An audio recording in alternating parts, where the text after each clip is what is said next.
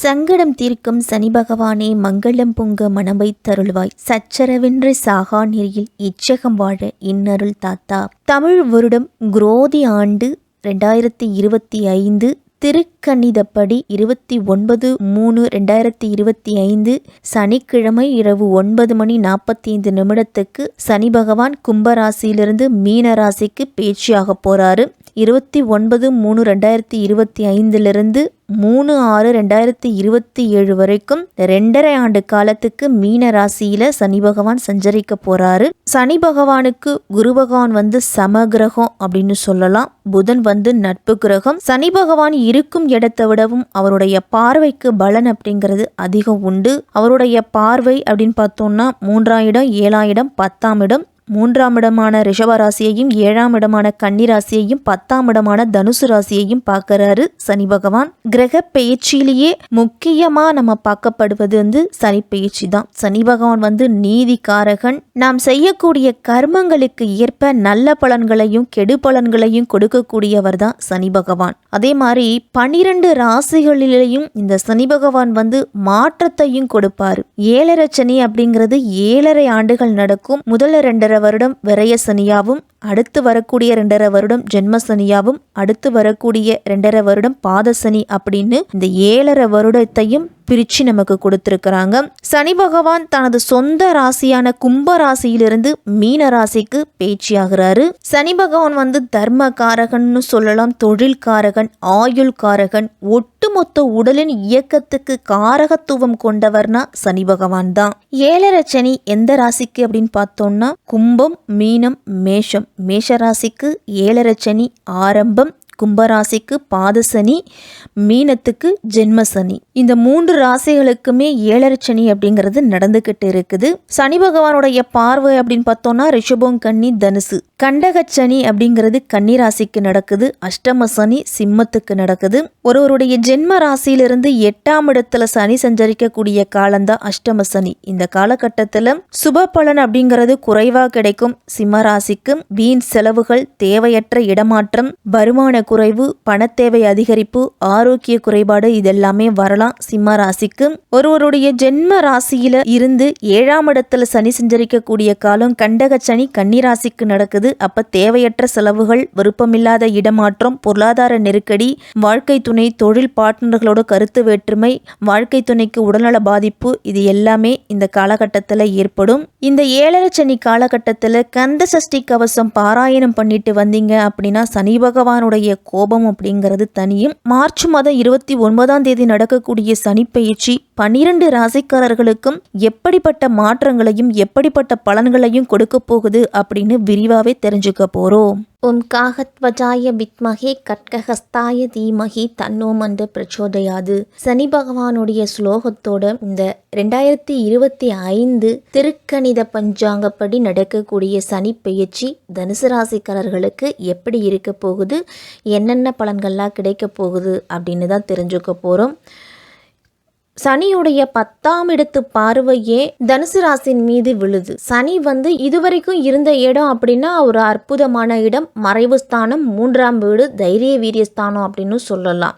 மறைவுல இருந்துகிட்டு உங்களுக்கு ஓரளவு நன்மைகளை கொடுத்திருப்பாரு தனுசு ராசிக்கு. மற்ற கிரகங்களினால உங்களுக்கு பாதிப்பு அப்படிங்கிறது ஏற்பட்டு இருக்கும். ராசிக்கு 3ஆம் வீட்டுல இருந்து 4ஆம் வீட்டுக்கு போறாரு. மார்ச் மாதம் 29ஆம் தேதி சனி. சனி சுப விரய செலவுகளால தான் தனுசு ராசிக்காரர்களுக்கெல்லாம் கடன்கள் அப்படிங்கிறது வந்திருக்கும். பிள்ளைகளுடைய திருமணம் சம்பந்தமா இந்த 2.5 வருட காலகட்டத்தில் திருமணத்துக்காக செலவு செய்திருப்போம். திருமணம் அப்படின்னால பல வகையான சீர் அப்படிங்கிறது நம்ம செஞ்சாகணும். அதன் மூலியமா உங்களுக்கு செலவுகள் வந்திருக்கும். இல்லை இந்த 7.5 நாட்டு சனியில வீடு கட்ட தொடங்கி இருப்பீங்க, அதன் மூலியமா செலவு அப்படிங்கிறது வந்திருக்கும். இப்படி சுப செலவுகளாத்தான் தனுசு ராசிக்காரர்களுக்கு இருந்திருக்கும். தண்ட செலவு அப்படிங்கிறது இருந்திருக்காது. இடம் வாங்குறது, வீடு கட்டுறது, இல்லை கட்டிய வீட்டுக்கு ஏதாவது ஒரு வேலை செய்யறது, இந்த மாதிரியான சூழ்நிலையில் தான் இருந்திருக்கும் தனுசு ராசிக்காரர்களுக்கு. சனி உங்க ராசிக்கு 5ஆம் வீட்டையும் பார்த்திருக்கிறாரு. அப்ப பிள்ளைகள் வழியில பிரச்சனைகளை கொடுத்திருப்பாரு. கல்வி ஒழுங்கா படிச்சிருக்க மாட்டாங்க.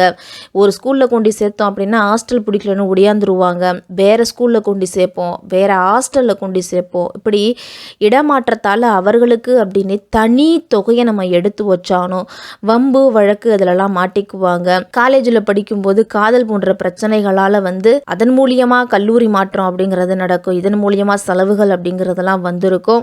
ராசிக்கு 9ஆம் வீட்டை சனி பார்க்கறதால தந்தையார் மகன் உறவு அப்படிங்கிறது பிரிவில் இருந்திருக்கும். தந்தைக்கும் உங்களுக்கும் பல்வேறு மனஸ்தாபங்கள் அப்படிங்கிறது வந்திருக்கும். மருத்துவ செலவு பெரிய அளவில் இருந்திருக்கும். தனுசு ராசிக்காரர்களுக்கெல்லாம் இந்த மார்ச் மாதம் 29ஆம் தேதி சனி 4ஆம் வீட்டுக்கு அர்த்தாஷ்டம சனியாக வராரு.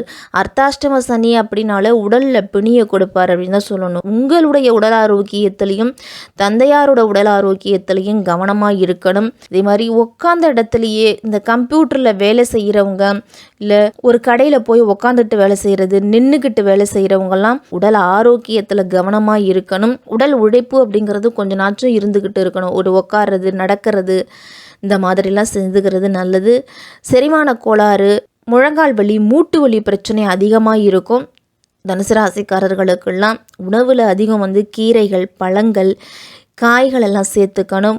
முடிஞ்ச வரைக்கும் வாயை கட்டுப்படுத்திக்கணும். வயதானவர்கள்லாம் நம்ம உடம்புக்கு எது ஒத்துக்குதோ அதை சாப்பிட்டுக்கிறது நல்லது.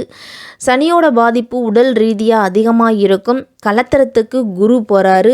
தனுசு ராசியில் மூலம், பூராடம், உத்திராடம் ஆகிய நட்சத்திரங்கள் அப்படிங்கிறது இருக்குது. பெரிய மனிதர்களுடைய நட்பு உங்களுடைய வாழ்க்கையில் பல மாற்றங்களை கொண்டு வரும். உங்களுடைய லட்சியங்களை அடையிறதுக்கு இது மிகவும் உதவும். உங்கள் ராசியில் 3ஆம் இடத்தில் சஞ்சரித்து வந்த சனி பகவான் 4ஆம் இடத்துக்கு போகிறாரு. 3ஆம் இடம் அப்படிங்கிறது நட்பு, படிப்பு, முயற்சி, கல்வி, சகோதரம், இதை எல்லாத்தையுமே குறிக்கக்கூடிய ஸ்தானம். சனி பகவான் அஷ்டாஷ்டம ஸ்தானத்துக்கு பெயரும் பொழுது உடல் ரீதியான பாதிப்பு அப்படிங்கிறது இருக்கும். ஆரோக்கியத்தில் எச்சரிக்கையாக இருக்கணும். மூச்சு பிரச்சனை, நுரையீரல், முழு உடல் பரிசோதனை, கண் பார்வை, அடிவயிறு பிரச்சனைகளால் அடிக்கடி மருத்துவத்துக்கு போக வேண்டிய சூழ்நிலை அப்படிங்கிறது தனுசு ராசிக்காரர்களுக்கு வரலாம். 4ஆம் இடத்துக்கு செல்லக்கூடிய சனியால் தாயாரை விட்டு பிரிஞ்சு தனி குடித்துன்னு போகக்கூடிய சூழ்நிலை அப்படிங்கிறது தனுசு ராசிக்காரர்களுக்கெல்லாம் ஏற்படும். தாயாருடன் அதிகமாக தொடர்பு கொள்ள முடியாத சூழல் வரலாம். தாயாருக்கு உடல் ஆரோக்கியத்தில் பிரச்சனைகள் ஏற்படும். 4ஆம் இடம் அப்படிங்கிறது வீடு, வாகனம், மனை சம்பந்தப்பட்ட இடம். அப்போ நிலம் வாங்கலாம்னு நினைக்கிறவங்களாம் சற்று கவனமாக இருக்கணும். புதிய வாகனங்கள் வாங்குறது நல்லது. வெளியூர் பயணம் செல்லும் பொழுது வேறு ஒரு ஓட்டுநரை வச்சு ஓட்டிக்கிட்டு போகிறது தான் நல்லது. வண்டி வாகனத்தில் செல்லும் பொழுது இப்போ என்ன வேலையை செய்துக்கிட்டு வரீங்களோ அதை அப்படியே செய்துக்கிட்டு போங்க. எந்த ஒரு மாற்றமும் வேண்டாம். தொழிலில் பெரிய முதலீடு போடும் பொழுது எச்சரிக்கையாக இருக்கணும். நண்பர்களை நம்பியும் மற்றவர்கள் சொல்வதை நம்பியும் பெரிய முதலீடு போட வேண்டாம். வேலை, தொழில், விவசாயம், இரும்பு தொழில் செய்கிறவங்களுக்கெல்லாம் மந்தமாக தான் இருக்கும். துப்புரவு தொழில், கூலி தொழிலாளர்களுக்கெல்லாம் மிகப்பெரிய முன்னேற்றம் அப்படிங்கிறது உண்டு. மிகப்பெரிய அளவில் பாதிக்கப்பட்டு கடன் தொல்லைகள், உறவினர்களால் பிரச்சனைகளை சந்தித்து வந்தவர்களுக்கெல்லாம் இந்த சனிப்பயிற்சி ஒரு விடுவு காலத்தை கொடுக்கக்கூடிய பயிற்சியாக இருக்கும். ஆனால் உடல் ஆரோக்கியத்தில், வியாபாரம், வேலையிலலாம் சில இடையூறுகள், சில பிரச்சனைகள் அப்படிங்கிறது இருந்துக்கிட்டே இருக்கும். அடித்தட்டு நடுத்தர மக்களுக்கு சனி பகவான் நல்ல பலனை கொடுப்பாரு. வாகனம் ஓட்டும் பொழுது எச்சரிக்கையாக இருக்கணும். குடும்பத்திலையும் தொழிலையும் வீண் வாக்குவாதங்களை தவிர்த்துக்குங்க. பிரிஞ்சு போன கணவன் மனைவி எல்லாம் ஒன்று சேருவீங்க. பல ஆண்டுகளாக வீடு இல்லை, நிலம் இல்லைன்னு வருத்தப்பட்டவர்களுக்கு நிலம், வீடு வாங்கக்கூடிய யோகம் அப்படிங்கிறது இருக்குது. அரசியலில் இருக்கிறவங்களுக்கெல்லாம் பதவி உயர்வு கிடைக்கும். அதே மாதிரி ஆன்மீகத்தில் நாட்டம், ஆன்மீகத்தில் ஈடுபாடு அதிகரிக்கும். இந்த சனிப்பெயர்ச்சி காலகட்டத்திலேயே மே மாதம் 15ஆம் தேதியே குரு கலத்திரத்துக்கு போகிறார். 7ஆம் வீட்டுக்கு குரு போகிறார். அப்போ குடும்ப உறவுகளில் பிரச்சனைங்கிறது இருக்காது. இதை எல்லாத்தையுமே சனி பகவானால் ஏற்பட்ட பிரச்சனைகள் எல்லாத்தையுமே குரு பகவான் பார்த்து சரி பண்ணிடுவார். உங்கள் ராசியை குரு பார்க்கறதால அர்த்தாஷ்டம சனியின் பாதிப்பு அப்படிங்கிறது உங்களுக்கு 50% குறைச்சி தான் கொடுப்பாரு. குரு உங்களுக்கு நல்ல பலனை கொடுப்பாரு.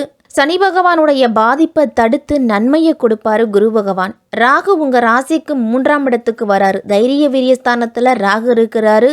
உங்களை சுற்றி எவ்வளவு பிரச்சனை வந்தாலும் அதை எதிர்த்து நிற்கக்கூடிய தைரியத்தை ராகு பகவான் கொடுப்பாரு. எதிரிகள் எல்லாமே ஓடி ஒளிவாங்க. சனியோட பார்வை உங்கள் ராசிக்கு 6ஆம் வீட்டில் விழுது. அப்போ தைரிய வீரியஸ்தானத்தில் ராகு இருந்து தைரியத்தை கொடுக்குறாரு. 6ஆம் வீட்டில் சனியின் பார்வை விழுவதால் எதிரிகளோட தொல்லைகளும் உங்களுக்கு நீங்குது. பகையாளர்கள், போட்டியாளர்கள்லாம் இருக்கவே மாட்டாங்க. காசு பணத்துக்கு பஞ்சம் இருக்காது. கடன்களை அடைச்சிடுவீங்க. 10ஆம் இடத்தை சனி பார்க்கறதால தொழிலில் முதலீடு போடும் பொழுது கவனமாக இருக்கணும். முதலீடு குறைவாக போடுங்க. கடன் வாங்கி முதலீடு போட வேண்டாம். வாகனங்களில் போகும் பொழுது எச்சரிக்கையாக இருக்கணும். வாகனங்களில் என்ன சின்ன சின்ன பிரச்சனை அப்படின்னாலும் உடனே சரி பார்த்து வாகனங்களை சரி பண்ணி வச்சுக்கிட்டு ரொம்ப தூரம் போகணும் அப்படின்னா போய்க்கலாம். சொந்த ராசியிலேயே சனி பகவானுடைய பார்வையும் விழுது, குரு பகவானுடைய பார்வையும் கிடைக்குது. சனி உங்களை கண்காணிச்சுக்கிட்டே இருப்பார் அப்படின்னா நேர்மையாகவும் நியாயமாகவும் எந்த ஒரு தொழிலாக இருந்தாலும் நீங்கள் செய்தீங்க அப்படின்னா உங்களுக்கு லாபம் அப்படிங்கிறது பல மடங்கு கிடைக்கும். உங்களால் அடுத்தவர்களுக்கு நல்லது நடந்துச்சு அப்படின்னா நல்லது நடக்கும். உங்களால் மற்றவர்களுக்கு தீங்கு நடந்துச்சு அப்படின்னா தீங்கும் உங்களுக்கு அதே மாதிரி தான் கிடைக்கும். சிவன் கோயிலுக்கு சென்று எள் சாதத்தை அன்னதானமாக கொடுத்து வாங்க. சனிக்கிழமையில் ஏழைகளுக்கு கருப்பு வஸ்திரத்தில் இருக்கக்கூடிய போர்வையை தானம் பண்ணுங்க. தனுசு ராசிக்காரர்கள் இந்த சனிப்பெயர்ச்சியில் இதிலெல்லாம் கவனமாக இருக்கணும் அப்படின்னா அனுபவம் இல்லாத புதிய செயல்கள்லையோ புதிய தொழிலையோ ஈடுபடும் பொழுது ஆலோசனை பெற்று செயல்படுங்க. ஜாமீன் மற்றும் கடன் விஷயங்கள்லாம் தலையிடாமல் இருக்கிறது தான் உங்களுக்கு வரக்கூடிய சிக்கல்கள் அப்படிங்கிறது குறையும். இந்த 2025 சனிப்பெயர்ச்சி உங்களுக்கு சில சவாலான சூழல்களை கொடுத்தாலும் புதிய வாய்ப்புகளும் உங்களுக்கு கிடைக்கும். பொறுமையாக செயல்பட்டீங்க அப்படின்னா இந்த காலகட்டம் உங்களுக்கு மிகவும் சாதகமாக இருக்கும்.